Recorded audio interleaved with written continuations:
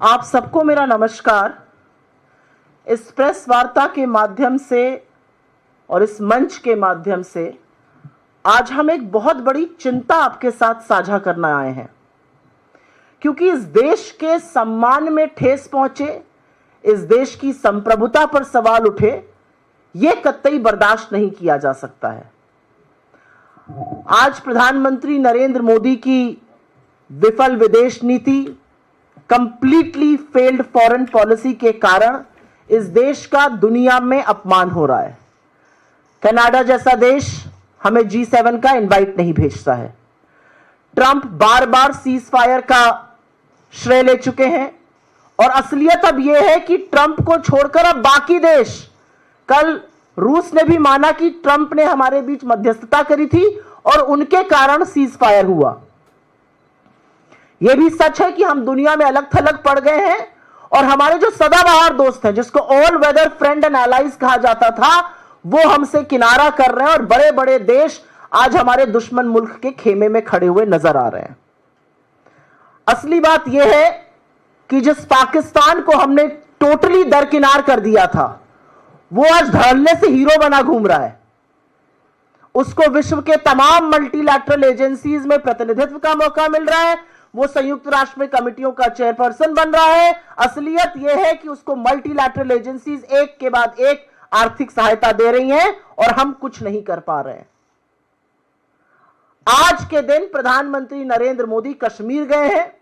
यह अलग बात है कि वो पिछले 45 दिनों में उन्होंने एक बार भी कश्मीर की ओर झांका तक नहीं। अब फीता काटने वो कश्मीर पहुंचे, लेकिन जब वो वहां पर भाषण देंगे तो इस देश के मन में बहुत सारे सवाल हैं और उन सवालों को उठाना हमारा काम है, क्योंकि यह वाकई में एक दुखद बात है कि 11 साल सत्ता में रहने के बाद, 90 से ज्यादा देशों की सैर करने के बाद, हमारी विफल विदेश नीति के चलते हमें हासिल कुछ भी ठोस नहीं हुआ है। कूटनीति या डिप्लोमेसी या फॉरेन पॉलिसी जिसको कहते हैं, इसका मतलब लाल लाल आंखें डालकर लेजर की रील बनाना नहीं होता है। कूटनीति का मतलब होता है कि आप विश्व में भारत का हित सर्वोपरि रखिए। कूटनीति निरंतर होती है, ये खोखले दावे नहीं होते हैं। अगर विदेश नीति विफल ना रही होती तो मुझे यह कहने में कोई भी संशय नहीं है कि इस दुनिया के तमाम मुल्क हमारे साथ मुस्तैदी से एकजुट होकर खड़े रहते, लेकिन ऐसा नहीं हो रहा है और उसके तमाम एग्जाम्पल्स हैं जो अभी आपको मैं बता देती हूं। लेकिन आगे बढ़ने से पहले कुछ एक है जो आप सुन लीजिए और उसके बाद हम चर्चा करेंगे। Please play the video.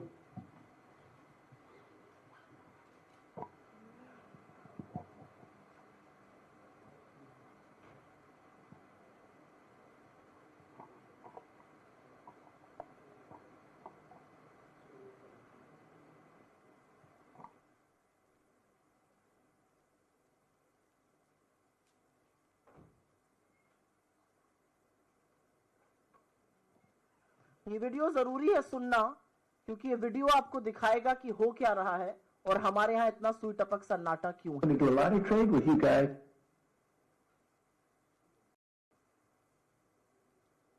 शुरू से प्ले करिए।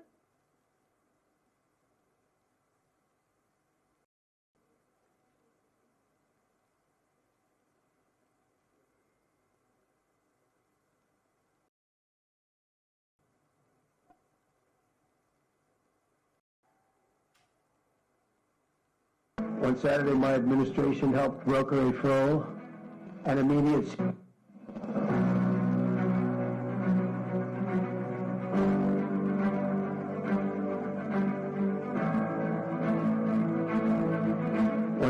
my administration helped broker a full and immediate ceasefire, I think a permanent one, between India and Pakistan. I said, come on, we're going to do a lot of trade with you guys. Let's stop it. Let's stop it. If you stop it, we'll do a trade. If you don't stop it, we're not going to do any trade. My administration successfully brokered a historic ceasefire to stop the escalating violence between India and Pakistan. And I used trade to a large extent to do it. I said, fellas, come on, let's make a deal. Let's do some trading. It is a very important process we got involved with India and Pakistan. I think convince them to let's have peace and let's go and make trade deals. And we talked to them about trade. Let's do trade instead of do war. And Pakistan was very happy with that, and India was very happy with that. I'm using trade to settle scores and to make peace. But I stopped that war. That was going to be a nuclear war, I think. We're close. Very close. You were right there. Yeah. And now everyone's happy. In fact, I told my people, call them up. Let's start trading immediately because I'm a man of my word. We settled that whole thing, and I think I settled it through trade. We're doing a big deal with India. We're doing a big deal with Pakistan. We stopped India and Pakistan from fighting. I believe that could have turned out into a nuclear disaster. And I want to thank the leaders of India and the leaders of Pakistan. And I want to thank my people also. We talk trade. We're dealing with India, we're dealing with Pakistan, and we were able to stop potentially a nuclear war through trade. And, I'm very proud of the fact that with India and Pakistan, I was able to stop that. क्या आप लोगों ने गिना? एक नहीं, दो नहीं, 9 बार video पर और 2 बार ट्वीट कर अमेरिकी राष्ट्रपति डोनाल्ड ट्रंप ने न सिर्फ सीज फायर का श्रेय लिया है, जो कि हमारी संप्रभुता पर खतरा है, बल्कि उन्होंने यह भी बार बार कहा है कि मैंने व्यापार के नाते, मैंने ट्रेड के चलते सीज फायर कराया। कल रात को उन्होंने यह बात फिर से कही है। पर इस पर हमारे सिंदूर के सौदागर चुप रहते हैं। हमारे सिंदूर के सौदागर से एक शब्द नहीं निकलता है। सुई टपक सन्नाटा है। प्रधानमंत्री हर चीज पर बात करने को तैयार है, बदकही छाटने को तैयार है, लेकिन ट्रंप के इन 11 वक्तव्यों पर, जहां पर वो बार बार कह रहे हैं कि मैंने सीज फायर कराया है और अब यह बात रूस भी कह रहा है, उस पर मोदी जी कुछ नहीं बोलते हैं। और मैं क्यों ना कहूं कि सिंदूर के सौदागर इस पर चुप हैं। हाल ही में, और यह कल एक और तथ्य सामने आया, हमारी विदेश नीति के इतने बड़े बड़े कीर्तिमान है अभी की एक लंबी फहरिस्त है। हाल ही में अमेरिकी राष्ट्रपति और रूस के राष्ट्रपति पुतिन की फोन पर बात हुई। कल क्रेमलिन से ऑफिशियल वक्तव्य आता है और उसमें कहा जाता है कि उस फोन की बातचीत जो 75 मिनट, सवा घंटे तक चली, उसमें इंडिया पाकिस्तान का जिक्र हुआ और उसमें श्रेय दिया जा रहा है। तो अब सिर्फ अमेरिका ये नहीं कह रहा है, रूस भी मान रहा है कि अमेरिका ने मध्यस्थता करके सीज फायर कराया। किसी को नहीं पता सीज फायर की क्या कंडीशन थी, किसी को नहीं पता सीज फायर क्यों कराया गया, किसी को नहीं पता हमारी सेना आक्रामक थी, उसके हाथ क्यों बांधे गए। और असलियत यह है कि सरेंडर प्रधानमंत्री की चुप्पी चीख चीख कर यह बयां कर रही है कि उन्होंने दबाव में आकर सीज फायर किया। उसके बाद कल डोनाल्ड ट्रंप जी ने लिखकर बताया कि उन्होंने 1.5 घंटे चीन से बात करी, ट्रेड पर चर्चा हुई, तमाम बातें हुई। उसके बाद दोनों मुल्कों ने एक दूसरे को आमंत्रित किया, और सही भी है, आमंत्रण से ही जाना चाहिए। बिना आमंत्रण के कहीं पहुंच जाओ तो कोई आपको लेने ही नहीं आता। गए तो थे मोदी जी अभी थोड़े दिनों पहले, उसी दिन 4 लोगों को दरवाजे तक लेने ट्रंप आए थे, मोदी जी को लेने नहीं आए थे। ये असलियत है कि ये देख के दुख होता है हमारे प्रधानमंत्री के बारे में। लेकिन हमारी कूटनीति इस तरह विफल हो चुकी है कि जिस पाकिस्तान को हमने दरकिनार कर दिया था, और यह बहुत बड़ा हमारी फॉरेन पॉलिसी का 2014 के पहले अचीवमेंट था कि हमने पाकिस्तान को अलग थलग कर आतंकी मुल्क की तरह ट्रीट करना शुरू कर दिया था, और दुनिया भी पाकिस्तान को उसी नजर से देखती थी। हमारी सेना के शूरवीरों ने, हमारी सेना के शौर्य और पराक्रम ने पाकिस्तान को धूल चटा दी, लेकिन एकदम से सीज फायर करके ट्रंप के सामने सरेंडर कर मोदी जी की विफल नीति ने आज पाकिस्तान को हीरो बना दिया, और वो दुनिया भर में धड़ल्ले से घूम रहा है। असलियत यह है कि आप IMF के $3 बिलियन से ज्यादा की एड को ना रुकवा पाए और ना एक भी मुल्क को अपने साथ इसके विरोध में खड़ा कर पाए। 1 जून को मोदी जी ADB के प्रमुख से मिलते हैं, 3 जून को ADB $800 मिलियन पाकिस्तान को दे देता है। हम बड़ी बड़ी बातें हाँकते हैं वर्ल्ड बैंक के सामने, हम वर्ल्ड बैंक का ब्यौरा दिखाते हैं। वर्ल्ड बैंक पाकिस्तान को $40 बिलियन वहां पर निवेश करने जा रहा है, हम कुछ नहीं कर पा रहे हैं। पाकिस्तान संयुक्त राष्ट्र की उस समिति का उपाध्यक्ष बना है जो काउंटर टेररिज्म पर है। आतंकवाद के विरोध में जो समिति बनी है उसमें आतंकी मुल्क पाकिस्तान उपाध्यक्ष बनाए और हम कुछ नहीं कर पा रहे हैं। बिल्ली अब दूध की रखवाली करने जा रही है, लेकिन हम चुप हैं, हम कुछ नहीं कर पा रहे हैं। पाकिस्तान के बिलावल भुट्टो, उनको शादी ब्याह में नाचने के बाद फुर्सत मिली है तो वो अमेरिका जाकर संयुक्त राष्ट्र में खड़े होकर 45 मिनट तक भारत के खिलाफ जहर उगल रहे हैं। उनके लिए लाल कालीन बिछा रहा है अमेरिका। तो सवाल इस बात का है कि जब 27 तारीख को हमारा डेलीगेशन कुवैत पहुंचता है और वहां पर अपना पक्ष रखता है, तो कुवैत 28 तारीख को पाकिस्तान पर 19 साल के लगे वीजा प्रतिबंध को क्यों हटा देता है? और आज बड़े बड़े देश पाकिस्तान के साथ खड़े हुए उनके खेमे में क्यों नजर आ रहे हैं? असलियत यह है कि रूस ने हमारे बारे में अभी तक एक भी बोल्ड वक्तव्य नहीं दिया। असलियत यह है कि पाकिस्तान दुनिया भर में जा रहा है, उसको लाल कालीन, एक रेड कारपेट वेलकम मिल रहा है। वो पाकिस्तान जो अलग थलग पड़ा था आज मेन स्ट्रीम में आ गया है। असलियत यह है कि अमेरिकी राष्ट्रपति पाकिस्तान के नेता को भी महान बता रहे हैं, उस आतंकी मुल्क के नेता को जहां पर हाफिज सईद, जहां पर मसूद अजहर, जहां पर दाऊद इब्राहिम, जहां पर उनका उसामा बिन लादेन मिला था। वो आज महान देश हो गया है और पाकिस्तान और हिंदुस्तान का नाम एक ही सांस में ले रहे हैं, हमारे समकक्ष लाके हमारी बराबरी में लाकर खड़ा कर रहे हैं। हम उस पर कोई प्रतिकार नहीं कर पा रहे हैं। हमारा सबसे बड़ा फॉरेन पॉलिसी का ये क्लेम था 2014 के पहले कि हमने हाइफनेट कर दिया था, हिंदुस्तान और पाकिस्तान का नाम कोई एक साथ ले ही नहीं सकता था। आज वो डिहाइफनेशन हो चुका है। अमेरिका टर्की से $300 मिलियन की डील कर रहा है, वो टर्की जो पाकिस्तान को हमारे खिलाफ असलहे दे रहा था। हम कुछ नहीं कर पा रहे, हमारी विदेश नीति बिल्कुल चुप बैठी है। हमारा सदाबहार मित्र ऑल वेदर एलाय रूस हमारे बारे में तो कोई ठोस वक्तव्य नहीं दे रहा है, न पाकिस्तान की निंदा कर रहा है, बल्कि पाकिस्तान से $2.5 बिलियन की एक डील करके उनके पावर प्लांट्स को रेजरेक्ट करने जा रहा है। और चीन के बारे में तो क्या ही कहा जाए, वो तो पाकिस्तान का ऐसा हम प्याला हम निवाला हुआ पड़ा। और इसके बारे में चेतावनी सबसे पहले नेता विपक्ष राहुल गांधी जी ने सालों पहले देश के सदन में दी थी कि पाकिस्तान और चीन को एक साथ आने से किसी भी कीमत पर रोकना है, यह घातक होगा। हमारी विदेश नीति का एक और कीर्तिमान है जिसका मैंने जिक्र किया था अभी थोड़ी देर पहले। कनाडा जैसा देश हमें G7 का इनवाइट नहीं भेजता है। असलियत यह है कि हम अपने आप को वर्ल्ड की 4th लार्जेस्ट इकोनॉमी कह रहे हैं, हम अपने आप को फास्टेस्ट ग्रोइंग इकोनॉमी कह रहे हैं। यह अलग बात है कि सरकार के खुद के आर्थिक सलाहकार इस पर सवाल उठा रहे हैं, लेकिन कनाडा जैसा देश हमें G7 की इनवाइट नहीं भेजता है। वही कनाडा जहां पर मुझे याद है 2010 में राष्ट्रपति बराक ओबामा ने डॉक्टर मनमोहन सिंह के लिए G20 समिट में कहा था, When the Prime Minister of India, Dr. Manmohan Singh speaks, the world listens. जब मनमोहन सिंह बोलते हैं तो दुनिया उनकी बात सुनती है। यह बात कनाडा के सॉइल पर कही गई थी और आज वो कनाडा की हिमाकत है कि हमें G7 का न्योता आमंत्रण नहीं भेज रहा है। और अंत में मुझे एक बात का बहुत दुख है और यह दुख मैं आपके साथ जरूर साझा करना चाहती हूं।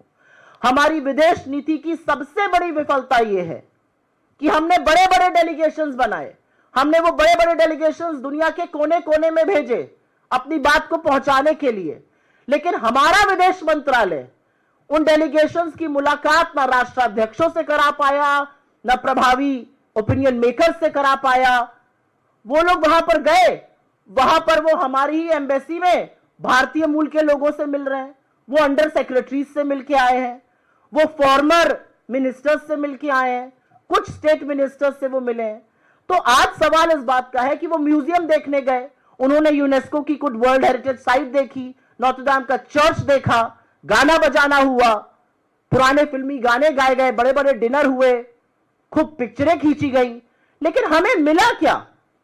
और यह हमारी विदेश नीति की विफलता है कि आपने अपने सांसदों को भेजा और उनको आप एक राष्ट्राध्यक्ष से नहीं मिला पाए। तो आज सवाल यह है, आपने उनको कितने राष्ट्राध्यक्षों से मिलाया? हमें क्या ठोस हासिल हुआ? कितने राष्ट्र जहां पर हमारी ये डेलीगेशंस, जहां पे हमारे सर्वदलीय मंडल गए थे, उन्होंने हमारे पक्ष में उतर के बयान दिया? कितने राष्ट्रों ने पाकिस्तान के आतंकियों को शरण देने की निंदा करी? कितने राष्ट्र आज खुल के हमारे साथ हैं? तो कहां है हमारी डिप्लोमेसी, कहां है हमारी फॉरेन पॉलिसी? मुझे ऐसा लगता है कि हमारी फॉरेन पॉलिसी, हमारी डिप्लोमेसी लाल आंखों की लेजर लाइट वाली बनाने में, रीलों में कहीं खो चुकी है। क्योंकि जयशंकर जी की प्राथमिकता, बाकी मंत्रियों की प्राथमिकता इस सरकार में है लेजर आंखें बनाते हैं, लाल लाल आंखें दिखती हैं और डिप्लोमेसी उसको कहा जा रहा है। वो डिप्लोमेसी नहीं है, वो रील बनाना है। आज जब हमारे देश को सबसे ज्यादा जरूरत है कि विश्व के मजबूत राष्ट्र एकजुट होकर हमारे साथ खड़े हो, एक स्वर में पाकिस्तान के आतंकी होने की निंदा करें, पाकिस्तान जिस तरह से शरण देता है आतंकियों को, जिस तरह से पनाह देता है, जिस तरह से पाकिस्तान के यहां तमाम टेररिस्ट कैंप हमने ध्वस्त किए, उसकी निंदा करें, तो हम उसमें कहीं ना कहीं अलग थलग पड़े नजर आते हैं। और यह हमारी फॉरेन पॉलिसी का, यह हमारी कूटनीति का फेलियर है। असलियत यह है कि हमारी सेना के शौर्य और पराक्रम ने, हमारी सेना के वीर शूरवीरों ने तो पाकिस्तान को धूल चटाई, लेकिन हमारी विदेश नीति इतनी विफल रही कि वही पाकिस्तान आज घूम रहा है विश्व में और उसका स्वागत किया जा रहा है। और इसका कारण यह है कि जिस विदेश नीति का एकमात्र आधार, जिस विदेश नीति का सिंगल कॉर्नरस्टोन इस देश का राष्ट्रहित सर्वोपरि रखना होना चाहिए था, उसका सारा ध्येय, उसका सारा फोकस, उसका सारा लक्ष्य एक आदमी की छवि चमकाना और उनके मूल भक्तों से सस्ती ताली बजवाना है। और इसलिए हमारी विदेश नीति विफल हो रही है। सवाल आज यह भी है कि क्या हमारी माताओं के साथ, हमारी बहनों के सिंदूर के साथ सौदा किया गया? क्योंकि 11 बार अगर अमेरिकी राष्ट्रपति यह बात कह रहे हैं और बार बार यह कहने के बाद अमेरिका अपने कोर्ट में लिखित हलफनामे में, एफिडेविट में दे रहे हैं कि हमने ऐसा किया, रूस ये मानने को अगर आज तैयार है, तो या तो सरकार खुलकर आए, नरेंद्र मोदी आज अपने भाषण में इसको गलत कहे, या हमें मानना पड़ेगा कि सिंदूर के सौदागर ने सिंदूर के साथ समझौता किया, सिंदूर का सौदा किया। एक और सवाल है, पप्पा ने वॉर रुकवा दी जैसे सस्ते डायलॉग का इसका खामियाजा भुगतना पड़ रहा है? क्या नरेंद्र मोदी की जिस एंगल में फोटो खींची जाती है जब वो विदेश जाते हैं कि लगे कि वो लीड कर रहे हैं और भक्त उसमें खुशी होकर ताली बजाते हैं, क्या इससे हमारे कुछ विदेशी मित्र नाराज हो गए हैं? क्या भारत पाकिस्तान के बीच में हम किसी तीसरे पक्ष को शामिल करने के लिए तैयार हो गए? क्या हम अभी भी शांत रहेंगे और बाकी राष्ट्र, अमेरिका जैसे देश कश्मीर को अंतरराष्ट्रीय मुद्दा बनाएंगे जो कि हमारा मुद्दा है, हम रिजॉल्व करेंगे और हमेशा से हमारी पोजीशन रही है? यूएन, यूनाइटेड नेशन, संयुक्त राष्ट्र, आईएमएफ, एडीबी, वर्ल्ड बैंक, तमाम ऐसे मल्टीलैटरल इंस्टीट्यूशंस, तमाम ऐसी एजेंसीज जहां पर हमारी तूती बोलती थी, वो आज पाकिस्तान के लिए बाहें खोलकर खड़ा है। क्या हुआ हमारे प्रभाव को? क्या हुआ हमारी कूटनीति को? क्यों इतने निष्क्रिय हम पड़ गए कि हम उनके खिलाफ कुछ नहीं बोल पा रहे, उनके खिलाफ एक्शन नहीं ले पा रहे, हम रोक नहीं पा रहे उनके हीरो बनने को? सवाल यह भी है कि कनाडा ने हमें क्यों नहीं इनवाइट किया और यह किसकी विफलता कही जाएगी? सवाल यह भी है कि हमारे डेलीगेशन गए, हम अपने राष्ट्र के लिए कितना नैरेटिव बना पाए, क्या माहौल बनाकर हम वापस आए हैं? आज पाकिस्तान जैसे आतंकी मुल्क की बराबरी हमारे साथ की जा रही है, इसका जिम्मेदार कौन है? और अंत में एक सवाल तो पूछूंगी, बीजेपी वालों को बड़ी दिक्कत होती है अगर बड़के पप्पा ट्रंप को कुछ कह दो, वो हमारे लोगों को हथकड़ियां बांध के भेजे, बेड़ियां बांध के भेजे। ये हमारी फॉरेन पॉलिसी का फेलियर है या इस पर भी चुप रहना होगा? आज प्रधानमंत्री, जैसा कि मैंने बताया, फीता काटने गए हैं।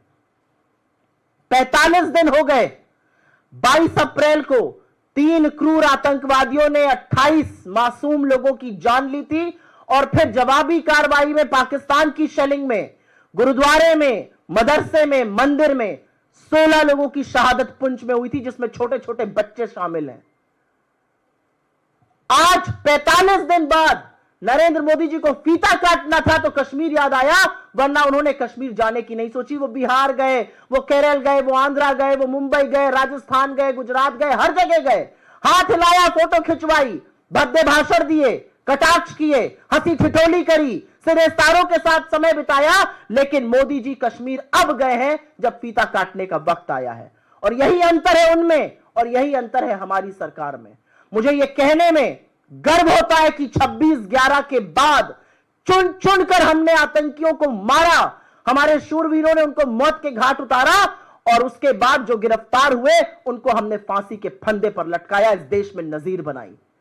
आज एक बात का अंतर है, 26/11 के आतंकियों को मारा गया, लेकिन 22 अप्रैल पहलगाम के आतंकी अभी भी फरार है और अब आजाद घूम रहे हैं वो। और अब अगर न्यूज रिपोर्ट्स का आप यकीन कीजिए तो उन्होंने इसके पहले 3 और बड़े आतंकी हमले किए थे, उनको जमीन निगल गई, उनको आसमान खा गया, वो कहां चले गए ये किसी को नहीं पता है। और जब तक वो पकड़े नहीं जाएंगे, जब तक वो गिरफ्तार नहीं होंगे, जब तक उनकी इस देश के सामने नजीर नहीं बनेगी, तब तक शहीद परिवारों को न्याय नहीं मिलेगा। और इसीलिए सिंदूर के सौदागर से कहना है, अपनी चुप्पी तोड़िए और इस मुद्दे पर बोलिए। हमारी विफल विदेश नीति का दंश हमारा देश, हमारे देश का सम्मान, हमारा वैश्विक गौरव, ये सब सह रहा है। आपके सवालों का स्वागत है जी। Ma'am, you have also questioned about the all-party delegation. Yesterday, Mr. Jairam Ramesh has also tweeted that the welcome which they have received was very lukewarm. But on the other side, it's your own Congress members who are stating that these meetings were were being done in a very positive manner. In fact, yesterday only Mr. Shashi Tharoor led delegation have met J.D. Vance. So are you not satisfied because your own members who were a part of this delegation are saying that these are very positive meetings which they held? When you represent the country overseas, you are restrained. When you represent the country overseas, there are many things that you want to say, but you cannot say. They may not be able to say it, but we certainly can, and we will question. What is the question we are raising? That these delegations went overseas. It is a complete failure of our foreign policy to not be able to get them a single meeting with people of consequence. How many countries after these delegations visited those countries have spoken in our favor, have issued statements? How many countries that we visited have denounced Pakistan? I mean, we go to Kuwait and Kuwait the very next day lifts a 19-year-old ban on Pakistani visas. How is that okay? And will these questions not be raised? I mean, it's all right for mainstream media to say that all is hunky-dory, but a lot of these people who have come back and said we were ambassadors overseas, we could not have said a lot of things, but back home in India, we will question. And the one big question we are asking is that some of these delegations, in fact, most of these delegations were made to meet people of Indian origin overseas. They were made to address people of Indian origin in Indian embassies and high commissions. How about addressing your own parliament? You don't want to call a session there, but you want to address Indians overseas. I mean, what kind of double speak is this? And what have we achieved? But I don't just want to single out the foreign delegation bit. I have highlighted a string of policy failures owing to the complete collapse of our foreign policy and for which India is having to pay a huge price. और कोई सवाल इस पे या किसी अन्य मुद्दे पे?